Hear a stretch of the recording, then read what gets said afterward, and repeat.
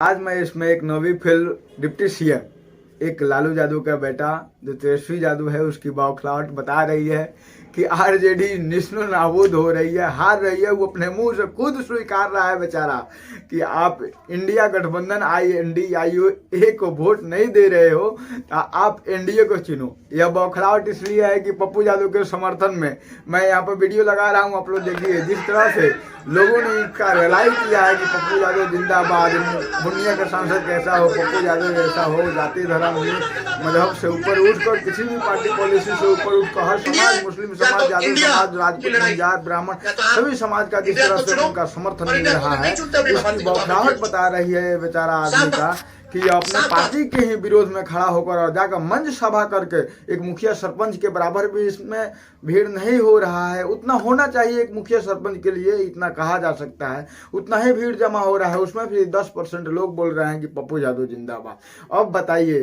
कि ये आदमी जिस व्यक्ति को नीतीश जी के पार्टी से इस्तीफा दिलवाकर और फिर अपने पार्टी के दम पर रेथी देता है, टिकट देता है, वहां पर जाने को प्रचार कर रहा है कि इंडिया गठबंधन को नहीं देते होते, एनडीए गठबंधन को वोट दो। ये बेचारा मूर्ख आदमी, ये हम आप लोगों से क्या बताएं, ये सब ठगू आदमी है। सब महागठबंधन नहीं है, ये सब ठग बंधन है और ये किसी को कोई सपोर्ट करने वाला नहीं है। आप देखिएगा तो जिस तरह से तारिक अनवर को विरोध में खड़ा करने के लिए अशफाक अहमद करीम को प्रेरित किया था लालू यादव जी ने, उसी तरह से इसने भी वहां के लोगों को प्रेरित कर रहा है। किसको हरवाने के लिए? तो पप्पू यादव जैसे एक महान नेता को हरवाने के लिए, जो किसी भी आदमी के साथ एक नेता के तरह नहीं, बेटा के तरह हमेशा पूर्णिया के लोग और जनता ही बता रही है कि खड़े रहते हैं। ऐसे भी बिहार की जनता देख रही होगी कि जब बाढ़ आया था तो किसने काम आया था। इसके बाद मैं आपसे बता दें कि यही हाल इसका सिवान में भी होने वाला है। पूर्णिया से शुरू हुआ है और सिवान में भी अवध बिहारी चौधरी का इतना बड़ा बड़ा मोच बस वहीं रह जाएगा, कुछ नहीं कर पाएगा बेचारा। वो भी अवध बिहारी चौधरी चल जाएगा, विधायक भी अब नहीं बन पाएगा, उसका भी हवा टाइट हो जाएगा। वहां पर भी वो आएंगे तो यही कहेंगे कि इंडिया गठबंधन को वोट नहीं देते हो तो एनडीए को दो, क्योंकि और वही हाल पश्चिमी चंपारण में भी होने वाला है, क्योंकि यहाँ पर भी मनीष कश्यप खड़ा हुआ है निर्दलीय और उसका हवा टाइट कर देगा। मैं इसलिए कह रहा हूँ कि उसका भी लेगा ही, मनीष कश्यप बढ़िया से करता है और उससे भी वह नहीं निकल सकता है। जिस तरह पप्पू यादव से उछला गया है, यही हाल पश्चिमी चंपारण में होगा। वो बेचारा कांग्रेस के जो मदन मोहन तिवारी है उसका विरोध करके और एनडीए के पक्ष में वोट करने को बोलेंगे।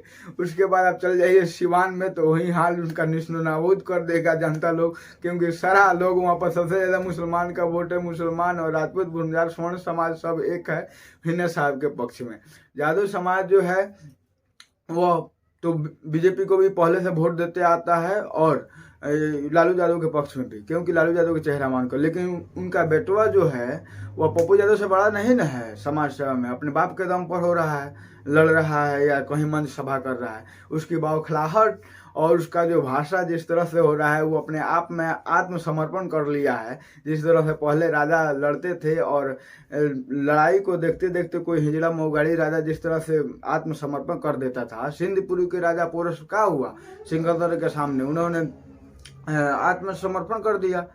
लेकिन वहीं राजा आम्भिक जो है अधीनता स्वीकार कर ली, लेकिन सिंधपुरी के राजा उन्होंने कभी भी आत्मसमर्पण नहीं किया, जिस कारण वहाँ पर रक्षाबंधन कराकर अपने पत्नी से उन्होंने भाई का दर्जा दिया, अपने साथ मिला लिया। लेकिन ये बेचारे तो सिर्फ आम्भिक खानी आत्मसमर्पण कर देते हैं।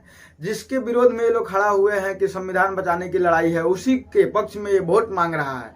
इस बेचारा को हम कहा कहें, कौन इसको नेता मानेगा और कौन मुसलमान इसको वोट करेगा? इसके पार्टी में कौन रहेगा कि जिसके लिए ये अपील करेगा कि आप मुझे नहीं वोट करके एनडीए को वोट कीजिए?